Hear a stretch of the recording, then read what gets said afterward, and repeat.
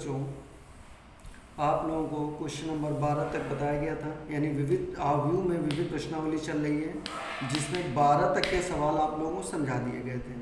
अब उसके आगे क्वेश्चन नंबर 13 में देखिए, तो 13वें सवाल में दिया जा रहा है, ये एक सारणिक मान दिया जा रहा है जिसका मान हमें सिद्ध करना है, कि 3 into A plus B plus C into A B plus B C plus C है। तो इसमें देखिए हमने फिर से वही शुरुआत करनी है कि हमें जो सिद्ध करना है वो देखेंगे यहाँ पर हम कैसे प्राप्त कर सकते हैं।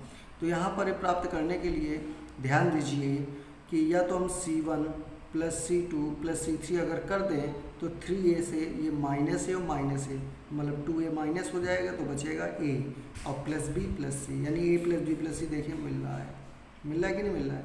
लेकिन अगर हम यहाँ पर R1 plus R2 plus R3 करेंगे तो हमें ऐसा जो है मिलेगा, लेकिन हमें इससे इसको घटाना पड़ेगा। तो चाहे अगर हम R1 minus R2 minus R3 करेंगे तब भी हमें a प्लस बी प्लस सी मिलेगा, और C1 plus C2 plus C3 करेंगे तब भी हमें a प्लस बी प्लस सी मिलेगा। तो इसलिए हमने शुरुआत कर दी है C1 tense to C1 plus C2 plus C3 से। तो जब इनको जोड़ेंगे तो देखिए 3a से माइनस a होगा तो 2a बचेगा, और 2a से फिर माइनस a होगा तो a बचेगा, और a और प्लस b प्लस सी, तो a प्लस b प्लस सी आ गया। ऐसे ही आगे देखिए, फिर इन तीनों को जब जोड़ेंगे तो फिर a प्लस b प्लस सी आएगा, फिर इन तीनों को जोड़ेंगे तो फिर से a प्लस b प्लस सी आएगा। अब C2 और C3 को ऐसे नोट कर दीजिए। इसके बाद में आगे देखिए C1 से a plus b plus c देखिए कॉमन ले लेंगे, तो C1 से a plus b plus c common लेने पर यहाँ 1 1 1 आ जाएगा। तो देखिए नेक्स्ट स्टेप में यहाँ 1 1 1 आ गया, ठीक है ना। अब जब यहाँ 1 आ गया तो इनको हम बना लेंगे 0। तो जब 0 बनाएंगे तो देखिए ध्यान से R1 tense to R1 minus R3, R1 से R3 को हमने घटाया। तो पहले इसको समझ ले तब हम दूसरी वाली एप्लीकेशन को बताएं। तो जब हम R1 माइनस R3 करेंगे तो 1 माइनस 1 0 आ जाएगा। जब इससे इसको घटाएंगे तो देखिए क्या लिखा हुआ है, माइनस में a प्लस बी लिखा हुआ है, ये R1 हो गया।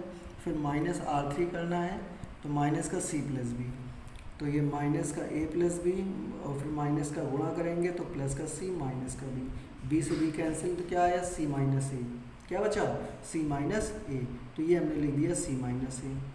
फिर ऐसे ही R1 माइनस R3 करेंगे तो माइनस 3c होगा, तो c से 3c माइनस होगा तो माइनस का 2c बच जाएगा, और माइनस a पहले से लिखा है, यानी क्या आ गया माइनस a माइनस 2c। अब क्या करना है, ये R1 कंप्लीट हो गया। अब R2 में क्या करना है, R2 माइनस R3। तो फिर से देखिए 1 माइनस 1 0, 3b से इसको घटाएंगे तो 2b प्लस सी, और माइनस b प्लस सी से इसको घटाएंगे तो माइनस b माइनस 2c। फिर R3 की वैल्यू को नोट कर लीजिए। तो ये कंप्लीट हो गया आपका। अब देखिए जैसे कंप्लीट हुआ तो हमें C1 में, यानी पहले कॉलम में हमको देखो 2 0 नज़र आ गए, तो हम क्या करेंगे C1 के प्रति इसका विस्तार कर देंगे। तो यहाँ से देखिए आगे जब हम C1 के अनुदेश इसका विस्तार करेंगे तो हमें a प्लस b प्लस सी बाहर चल रहा था, और अंदर हमें ये मान इस प्रकार से उपसारणिक मिल जाएगी, और इसमें मुख्य विकर्ण का गुणा माइनस दूसरे विकर्ण का गुणा, इस तरीके से इसको हल कर लेंगे। तो पहले भाई माइनस बी का इन दोनों में गुणा कर दीजिए, फिर माइनस 2c का इन दोनों में गुणा कर दीजिए, फिर माइनस लगा के 2b का इन दोनों में गुणा कर दीजिए, और c का इन दोनों में गुणा कर दीजिए। तो गुणा करने पर ये मान आ जाएगा, ये आप गुणा करके देख लीजिएगा, ठीक है ना। फिर देखेंगे कि 2c स्क्वायर से 2c स्क्वायर यहाँ पर कैंसिल हो रहा है, बाकी जो बचा उसको नोट कर ले रहे हैं। क्या बचा भैया बाकी का, देखिए ये 2ab लिखा हुआ है और ये ab लिखा है, 2ab और ab को जोड़ेंगे तो क्या आ जाएगा 3ab आ जाएगा। फिर 4bc है और ये माइनस bc है, तो 4bc से bc घटाएंगे तो क्या आ जाएगा 3bc। फिर इसके बाद ये देखिए 2ac है, ये ac है, तो 2ac और ac जोड़ेंगे तो कितना आ जाएगा 3ac, ठीक है ना। तो ये 3ab plus 3bc plus 3ac आ गया, तो यानी 3 कॉमन ले लेंगे तो ab plus bc plus ca आ जाएगा। तो इस तरीके से आपका क्वेश्चन कंप्लीट हो जाएगा, ठीक है। तो इस तरीके से आप इस क्वेश्चन को पूरा समझेंगे, पूरा लगाएंगे। चलिए भाई ये तो हो गया क्वेश्चन। अब आगे बढ़ते हैं अगले सवाल पर। क्वेश्चन नंबर 14 को आप इसी तरह से प्रैक्टिस करेंगे और देखेंगे आप लोगों से लग जाएगा, ठीक है। क्वेश्चन नंबर 15 में आगे आते हैं। तो 15वें सवाल में देखिए लिखा हुआ है, ये एक सारणिक मान दिया जा रहा है और इसके बराबर 0 में सिद्ध करना है। क्या सिद्ध करना है, ये एक सारणिक दी जा रही है, इसके मान के हमें 0 के बराबर सिद्ध करना है। क्या है, sign alpha sine beta sine gamma, cos alpha cos beta cos gamma, cos alpha plus delta, cos beta plus delta और कॉस गामा प्लस डेल्टा, ये दिया जा रहा है। तो हमने क्या किया, सबसे पहले यहाँ पर कॉस ए प्लस बी का फॉर्मूला लगा दिया, यहाँ भी कॉस ए प्लस बी का और यहाँ भी कॉस ए प्लस बी का फॉर्मूला लगा दिया। तो पहले तो हम यहाँ फार्मूला आप लोगों को लिख दे रहे हैं कि कॉस ए प्लस बी का फार्मूला होता है cos A cos B minus sign A sine B, ठीक है, ये फार्मूला होता है। तो कॉस ए प्लस बी का क्या फार्मूला होता है, cos A cos B minus sign A sine B. तो देखिए इस C1 को और ये C2 को ये ऐसे लिखे हुए हैं, C3 में हमने ये फार्मूला लगा दिया, तो लिखेंगे cos alpha cos delta minus sign alpha sine delta. ऐसे कॉस बीटा प्लस डेल्टा में फार्मूला बनेगा cos beta cos delta minus sign beta sine delta. ऐसे ही कॉस गामा प्लस डेल्टा में मान लिखा जाएगा cos gamma cos delta minus sign gamma sine delta, ठीक है। अब इसके बाद हमने क्या किया भाई, इसके बाद में इनको देखिए, आपने सारणिक में एक रूल पढ़ा है कि यदि किसी सारणिक में किसी रो या कॉलम में, यदि किसी सारणिक के किसी रो या कॉलम में कोई एक पंक्ति या स्तंभ दो पदों के योगफल के रूप में लिखा हुआ है, तो वो दोनों ही पद अलग अलग सारणिकों के योगफल के रूप में लिखे जा सकते हैं।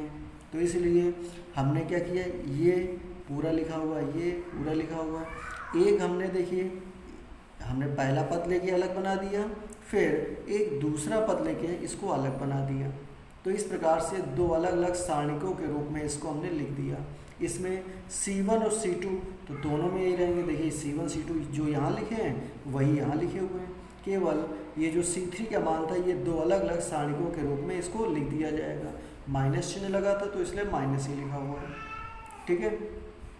जब हम इसको इस तरीके से लिखेंगे तो इसमें देखिए हम C3 से कॉस डेल्टा को कॉमन ले सकते हैं, तो हमने इससे कॉस डेल्टा कॉमन ले लिया।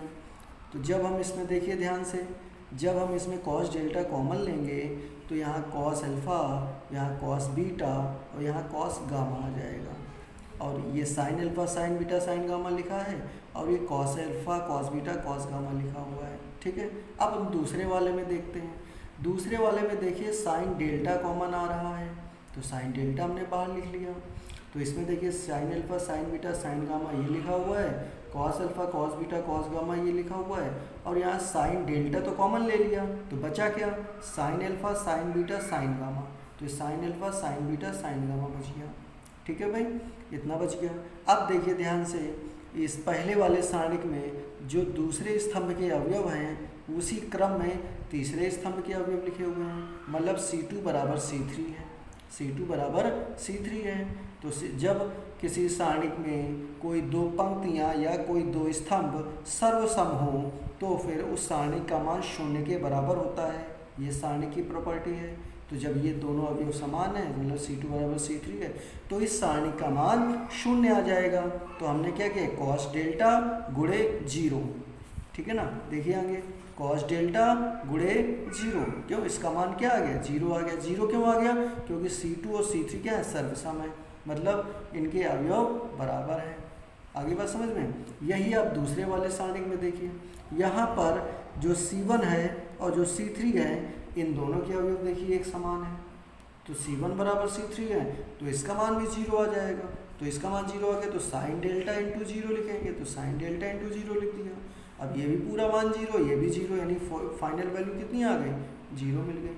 तो इस तरीके से इस क्वेश्चन को कंप्लीट करना था, और आप ये क्वेश्चन नंबर 15 तक लगाएंगे और 16वां भी ऐसा करेंगे, आप प्रैक्टिस करेंगे, और फिर जैसा होगा आप हमको बताएंगे, कमेंट पे लिख सकते हैं, आप व्हाट्सएप भेज सकते हैं। अगर आपको नहीं समझ में आ रहा है तो आपको दोबारा समझाया जाएगा, ठीक है। तो इस तरीके से आप क्वेश्चन नंबर 16 तक के सवालों को प्रैक्टिस करिए, और अगला जो वीडियो होगा वो इस पूरे चैप्टर का लास्ट वीडियो होगा, जिसमें आपको इसके जो 2 बहुविकल्पीय प्रश्न बचे हुए हैं उनको समझाया जाएगा, ठीक है।